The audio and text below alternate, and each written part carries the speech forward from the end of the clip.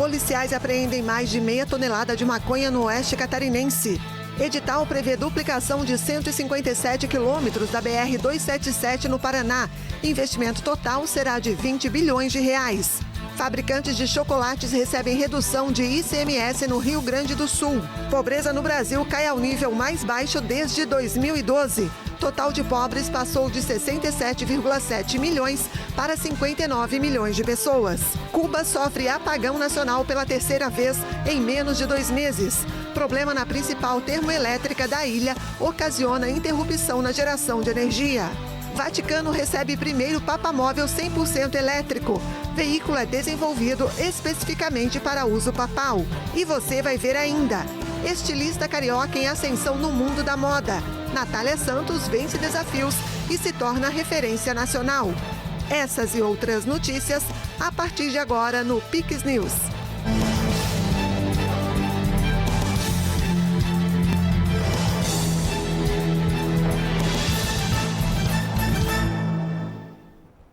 Olá, sejam todos bem-vindos ao Pix News desta quinta-feira. Nós estamos ao vivo no horário de Brasília, agora 8h05. No oeste de Santa Catarina, mais de meia tonelada de maconha foi apreendida na madrugada desta quinta-feira, durante uma operação conjunta da Polícia Militar Rodoviária de Santa Catarina e da Polícia Rodoviária Federal. A ação ocorreu por volta de 1h40 da madrugada, no município de Água Doce, no oeste de Santa Catarina, quando agentes da PRF deram ordem de parada a uma caminhonete que trafegava em alta velocidade. O motorista desrespeitou a ordem e iniciou uma fuga pela rodovia SC-150, até perder o controle do veículo e sair da pista. O automóvel era conduzido por um homem de 21 anos, que foi preso no local. Além dos 510 quilos de maconha, os policiais apreenderam 2 celulares e 2 pares de placas frias. O condutor, o veículo e os entorpecentes foram encaminhados à delegacia da Polícia Civil. O governo do Rio Grande do Sul anunciou uma medida que beneficia fabricantes de chocolate artesanal da região das Hortênsias. A partir de janeiro de 2025, os produtores terão direito ao crédito presumido sobre a carga de ICMS. O incentivo fiscal permite uma redução da tributação estadual que seria arcada pelas empresas. Nas vendas ao consumidor final, seja por indústrias ou filiais varejistas, o imposto poderá ter uma redução de até 5 pontos percentuais, fazendo com que a alíquota caia de 17% para 12%. Parabéns ao empreendedorismo gaúcho que está aqui representado na forma da nossa indústria chocolateira aqui, do chocolate artesanal, pela qualidade do que faz, pelo reconhecimento desse produto em todos os lugares, por ser mais uma marca registrada do nosso estado e com a certeza de que o passo que nós estamos dando hoje vai significar abrir um novo horizonte para o desenvolvimento desse setor e que tem ramificação e que tem impactos, né, para além da própria indústria por si só, mas também no turismo, né, na movimentação do turismo na Serra Gaúcha, o que gera uma série de benefícios indiretos. Edital prevê duplicação de 157 quilômetros da BR-277 entre Prudentópolis e Nova Laranjeiras. As obras devem melhorar a segurança e fluidez no trecho, com previsão de leilão em 19 de dezembro. O edital do lote 6 das concessões rodoviárias, publicado pela NTT, prevê a duplicação de 157 quilômetros da BR-277 entre Prudentópolis e Nova Laranjeiras, no centro-sul do Paraná. O trecho faz parte de um projeto maior que pretende duplicar toda a rodovia até Foz do Iguaçu. Além disso, as obras incluem viadutos, passarelas, pontes e vias marginais. O leilão para definir o responsável pela concessão será realizado no dia 19 de dezembro na B3, a Bolsa de Valores do Brasil. Entre Prudentópolis e Nova Laranjeiras, o projeto prevê obras em municípios como Guarapuava, Candói, Cantagalo, Vermonte e Laranjeiras do Sul. Entre as melhorias estão novos viadutos do tipo diamante, ampliação de áreas de escape, implantação de ciclovias e duplicação de pontes sobre rios como Pai João, Cantagalo e das Cobras. Iluminação e correções de traçado em áreas de serra também estão incluídas. As obras fazem parte do contrato de concessão do lote 6, que abrange 662 quilômetros de rodovias estaduais e federais, incluindo a BR-277. O investimento total será de 20 bilhões de reais, divididos em 12,6 bilhões para obras e 7,4 bilhões para conservação e operação de tráfego. Além da duplicação, melhorias estão previstas em trechos de outras rodovias da região, incluindo a ligação entre Cascavel e Pato Branco. O início da última etapa das obras da barragem do Miringuava foi autorizado. O reservatório, que vai garantir segurança hídrica para 650 mil pessoas na Grande Curitiba, tem investimento de 25 milhões de reais e previsão de conclusão para o ano que vem.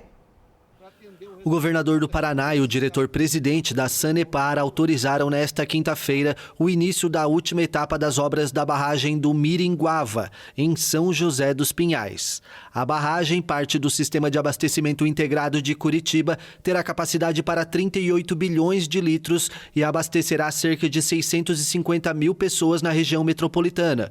Com investimentos de 25 milhões de reais nesta etapa, a obra é fundamental para reforçar a disponibilidade hídrica e enfrentar períodos de escassez. Esse reservatório ele vai ter uma capacidade de dar segurança de abastecimento de água para aproximadamente 650 mil pessoas que vão ser atendidas com esse reservatório, que é um dos mais modernos e um dos maiores do país e com um olhar da sustentabilidade. Nós tivemos toda uma preocupação, não só a equipe da Sanepar, mas a equipe do meio ambiente do governo do estado, de fazer manter a preservação de toda a fauna e flora aqui do entorno e ampliar, inclusive, essa fauna e flora. Então vai ter todo um corredor de sustentabilidade que vai ajudar a preservar, né, toda a questão ambiental. A etapa chamada preparação ambiental deve durar 8 meses e inclui ações como remoção de vegetação e compensação ambiental. A área de 430 hectares será compensada com a recuperação de 700 hectares, criando um corredor de biodiversidade entre a barragem e o Parque Nacional Guaricana. Também estão previstos manejo da fauna e flora, resgate de espécies e ações comunitárias para minimizar impactos sociais e ambientais. Nós temos alguns déficits em alguns momentos e isso vai suprir esses déficits. E além de suprir, vai dar também uma lacuna de mais 10% que nós podemos observar esses crescimentos, né, das grandes cidades e a Sanepar estando preparada para esse novo momento. Bem, depois de mais de 5 anos de licenciamento ambiental, nós obtivemos tanto as licenças federais quanto estaduais para poder fazer a supressão vegetal, o resgate e afugentamento de fauna e, posteriormente, poder encher o reservatório. Então, essa é a parte mais complexa ambientalmente falando e também um momento muito importante, porque além dessa parte de vegetação e de fauna, o entorno do reservatório já foi recuperado com mais de 140 hectares. Temos em torno do reservatório 500 hectares de áreas protegidas e vamos estabelecer um corredor entre o Miringuava e o Parque Nacional da Guaricana. Então, um verdadeiro corredor de biodiversidade que, além de todas as ações de fauna e de recursos hídricos, também minimiza os efeitos do impacto das mudanças climáticas. Desde 2022, a Sanepar realiza trabalhos de recuperação ambiental no entorno da barragem, como o plantio de 214 mil mudas nativas e estruturação de um viveiro para espécies resgatadas. Também foram criadas iniciativas de apoio socioeconômico para a região, como feiras de produtos locais e reuniões com empreendedores do turismo rural. A previsão é de que o reservatório comece a ser enchido no segundo semestre de 2025, beneficiando bairros de Curitiba e cidades vizinhas. 3 novas reservas indígenas foram legalizadas pelo governo federal. O presidente Lula assinou decretos para a legalização de 3 novas reservas indígenas, elevando para 13 o número de territórios de povos nativos reconhecidos pelo governo desde o início de seu mandato. E dizer para vocês que nós temos mais 2 anos de governo e é mais 2 anos que a gente vai continuar trabalhando para que a gente possa legalizar e entregar todas as terras que tiver sob a nossa possibilidade.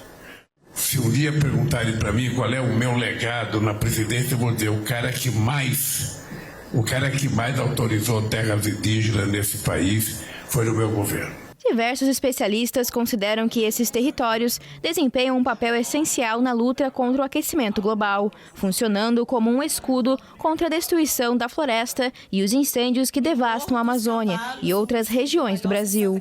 Nenhuma das reservas homologadas está localizada na região amazônica. 2 delas estão em Santa Catarina e uma na Paraíba.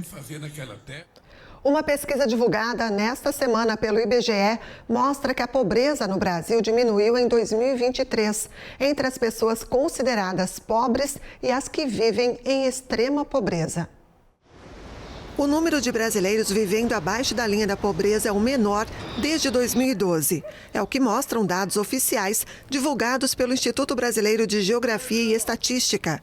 Segundo o IBGE, em 2023, o total de pessoas consideradas pobres diminuiu em 8,7 milhões de pessoas em relação ao ano anterior. O percentual de pessoas que vivem abaixo da linha da pobreza, definida pelo Banco Mundial, aqueles que ganham até R$ 665 por mês, caiu de 31,6% em 2022 para 27,4% no último ano. Em números absolutos, o total de pessoas consideradas pobres passou de 67,7 milhões para 59 milhões, entre os 212 milhões de habitantes do país. O percentual dos que vivem em extrema pobreza também caiu em 2023 para 4,4%, ficando abaixo de 5% pela primeira vez desde que o IBGE começou a calcular essa variável em 2012. No total, a população em extrema pobreza, aqueles que ganham menos de R$ 209 por mês, conforme os critérios do Banco Mundial, passou de 12,6 milhões em 2022 para 9,5 milhões em 2023, ou seja, 3,1 milhões de pessoas a menos. O gerente de indicadores sociais do IBGE, Leonardo Atias, destacou que a pobreza caiu pelo dinamismo do mercado de trabalho como principal fator e também pelo aumento da cobertura pelos benefícios sociais. Agora uma pausa e você vai ver a seguir. Cuba sofre apagão nacional pela 3ª vez em menos de 2 meses. Problema na principal termoelétrica da ilha ocasiona interrupção na geração de energia. Chanceleres do Mercosul se reúnem em Montevidéu. E ainda, estilista carioca em ascensão no mundo da moda. Natália Santos vence desafios e se torna referência nacional. Nós voltamos em instantes. Natalzão fantástico Comprão. Vem que as melhores ofertas estão a todo vapor. Cebola cabeça, R$ 1,59 o quilo no Clube K. Tomate, R$ 2,59 o quilo. Maminha ATC a vácuo, R$ 36,90 o quilo. Arroz Vovó Dalon, tipo 1, parboilizado, 5 quilos, R$ 20,89. Açúcar refinado Caravela, 5 quilos, R$ 17,99 no Clube K. Lava-roupas Omo, lavagem perfeita, 2,4 kg, R$ 26,99. É economia fantástica. É Natalzão. Melhor preço é no Comprão. Em Santa Catarina tem hospital que dá para confiar. Para modernizar os hospitais e salvar vidas, o governo trabalha e investe mais do que a lei determina. Somos o estado que mais incorporou leitos de UTI ao SUS no país. Antes, a cada 10 pessoas com câncer, 4 eram operadas em até 60 dias. Agora operamos o dobro. Assim é Santa Catarina, um lugar que faz mais pelas pessoas, porque faz mais pela saúde. Governo de Santa Catarina.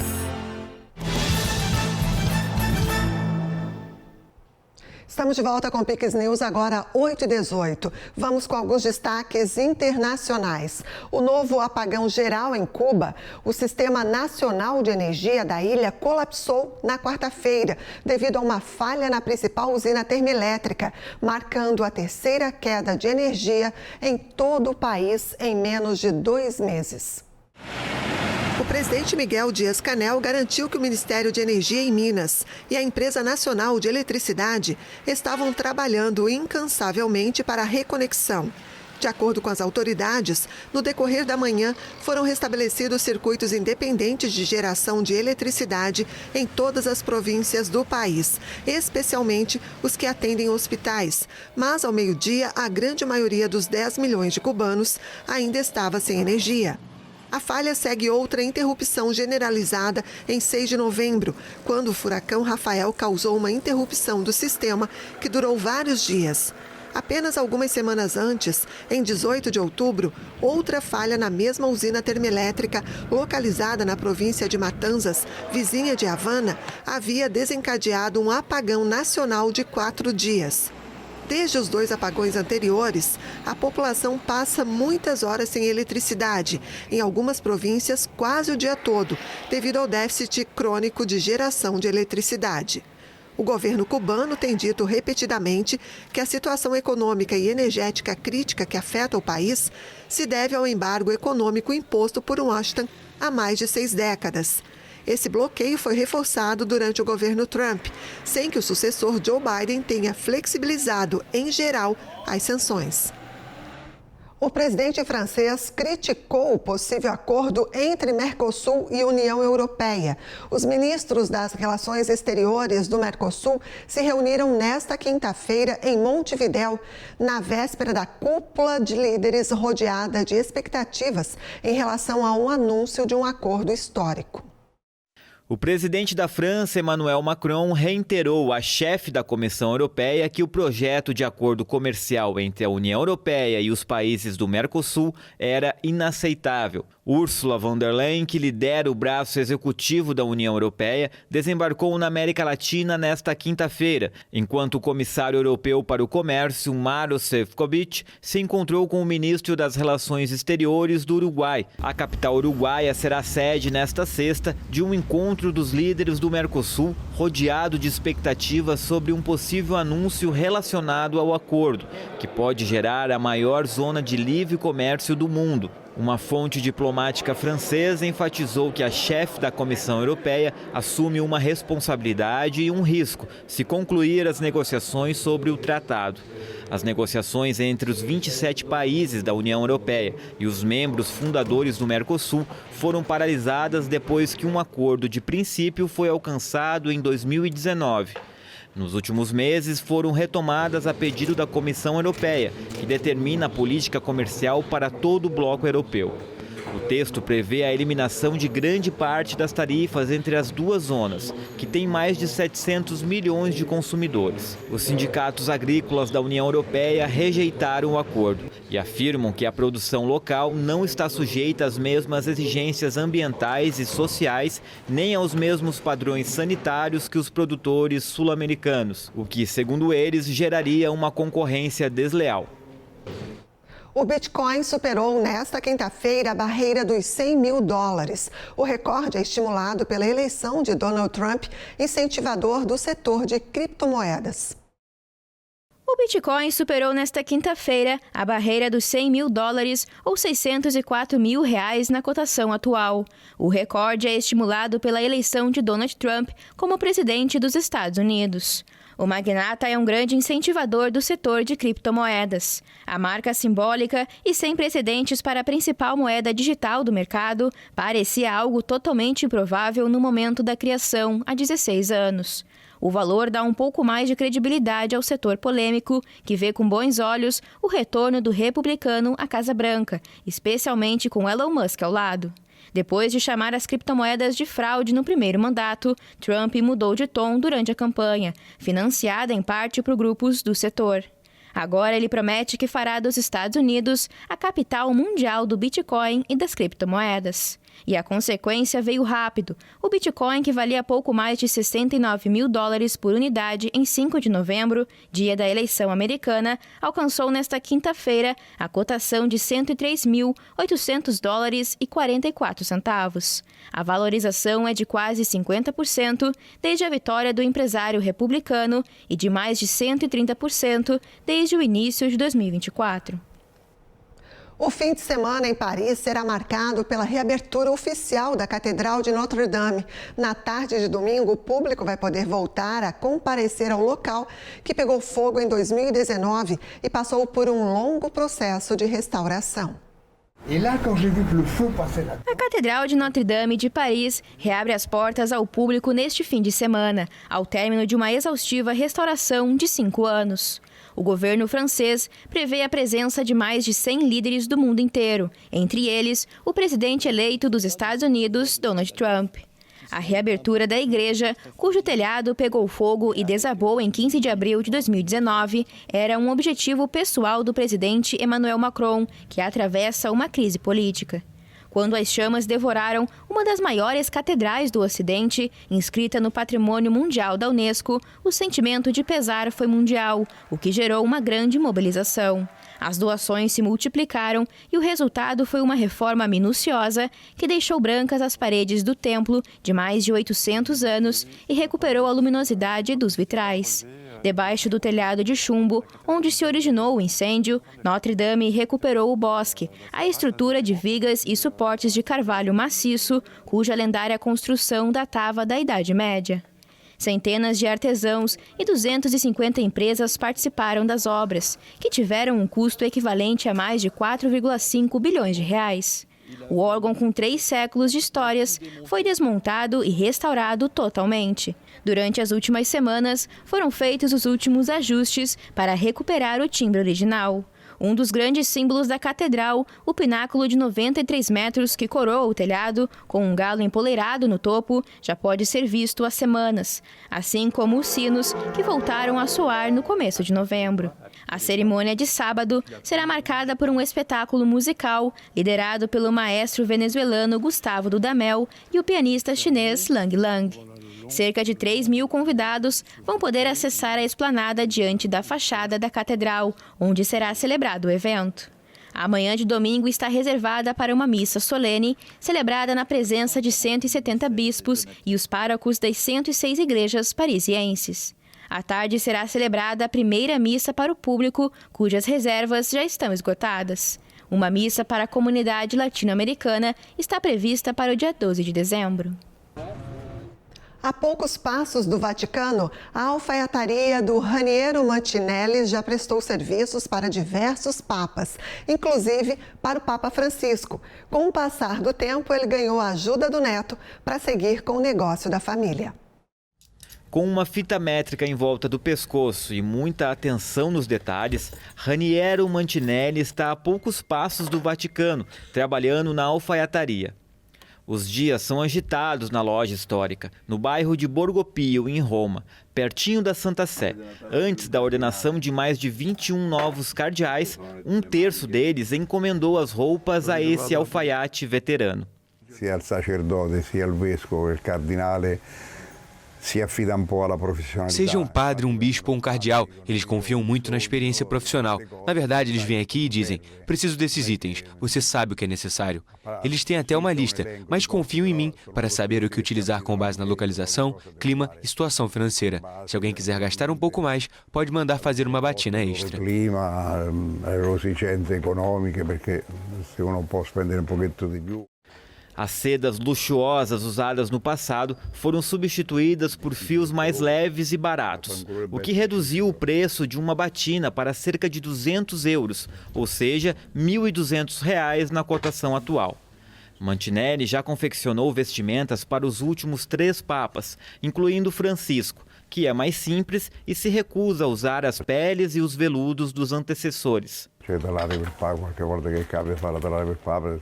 Às vezes, quando faço batinas para o Papa, uso um material especial mesmo que ele não queira. O Papa Francisco prefere coisas muito simples, mas ocasionalmente uso tecidos únicos e um pouco caros. Afinal, ele ainda é o Papa, mesmo que recuse os tecidos. Porque é sempre o Papa, anche se lo dice di no.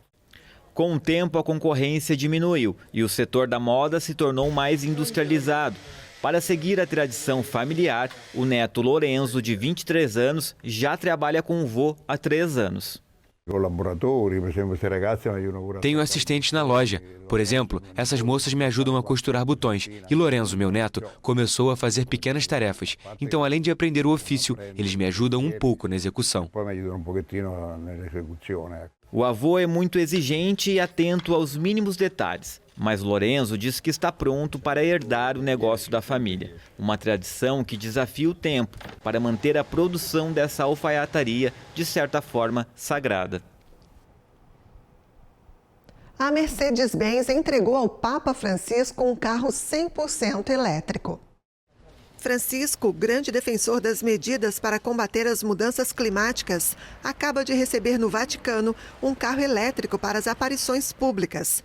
O veículo da Mercedes-Benz é o primeiro papamóvel sem emissões de CO2. Hoje é uma grande honra para nós da equipe da Mercedes. Estamos entregando um novo papamóvel. Temos quase 100 anos de tradição trabalhando com o Vaticano. Estamos muito orgulhosos de que eles depositaram sua confiança em nós. O primeiro papamóvel foi em 1930 para o Papa Pio XI e hoje temos uma estreia mundial. É o primeiro papamóvel totalmente elétrico para o Papa Francisco. Ele vai inaugurar uma nova era de papamóveis. O SUV esportivo classe G com carroceria branca perolada foi desenvolvido em estreita cooperação com o Vaticano, especificamente para o uso do Papa. O veículo é adaptado a velocidades baixas, exigidas para aparições públicas, e está alinhado com a encíclica Laudato Si, na qual o pontífice se manifesta em favor da preservação do meio ambiente. A influenciadora e estilista Natália Santos é um nome em ascensão no mundo da moda. A estilista vem encantando o público nas redes sociais com seu jeito simples e apaixonado pela profissão. Manequins, linhas, agulhas e muitos tecidos. Assim é um estúdio de uma estilista. Natália Santos é um nome em ascensão no mundo da moda. A influenciadora digital cria, desenvolve e elabora peças de vestuário que vem encantando o público nas redes sociais. Com vídeos descontraídos e um jeito simples e apaixonado pela costura, a empreendedora cresce cada vez mais no ramo. Até hoje eu fico de boca aberta com o alcance que eu tenho, porque eu sei que tem gente que não gosta de moda, que não entende de moda, mas está me acompanhando pelo meu jeito de falar, né, de como eu falo sobre a moda.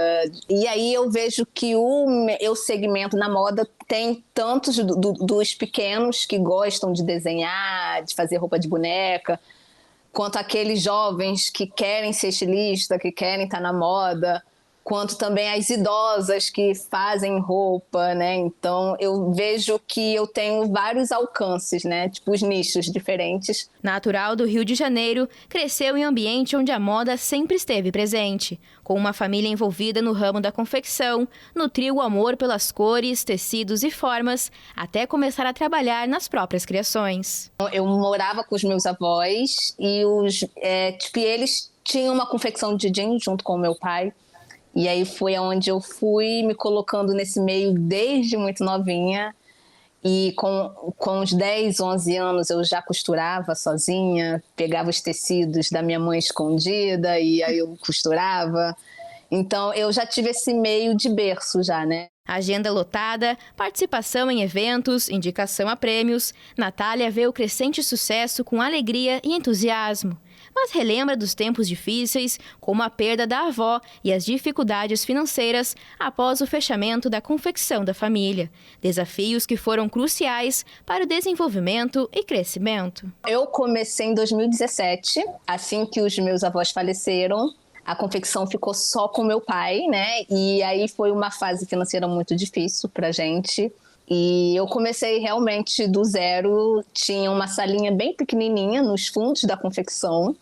E aí, como meu pai já estava encerrando, né, a confecção dele, eu falei, eu tenho que começar de alguma forma. Eu sabia que eu queria moda, mas eu não queria na área do jeans, né? E aí eu comecei em 2017 fazendo as roupas das minhas amigas, de graça, só para divulgar, para ir nos casamentos. Quando fui ver, eu já estava fazendo roupa de festa, de noiva. Então, começou em 2017, numa salinha bem pequenininha, e aí com o passar dos anos eu fui pegando a confecção inteira. Inspirada pela avó, Natália desenha e costura vestidos de noiva. Após se estabelecer com uma boa clientela no Rio, ela não se acomodou e decidiu dar mais um passo na carreira e se mudou para a capital da moda, São Paulo. Passo que fez a carreira da jovem estilista decolar. Em pouco tempo, conquistou muitos seguidores nas redes sociais. Embora não tivesse planos em investir no digital, ela viu nas plataformas um meio para divulgar trabalhos. E aí eu viralizei na pandemia, né? Um amigo meu postou um vídeo comigo, Matheus Ferreira, e o vídeo bombou. Foi ele que me colocou nesse meio. Falo com ele, muito obrigada, porque eu nunca imaginei viver o que eu estou vivendo hoje, nunca passou pela minha cabeça. E se não fosse tipo um videozinho, talvez eu não estaria aqui, não sei, né? A gente não sabe, dia de amanhã. Mas aquele vídeo, para mim, foi o toque, foi o que... Vai lá, Natália, vai e arrasa. Na época que o vídeo viralizou, eu vi como uma chance, né? De eu colocar as minhas... as roupas, né? Na mídia, o que eu já faço na mídia.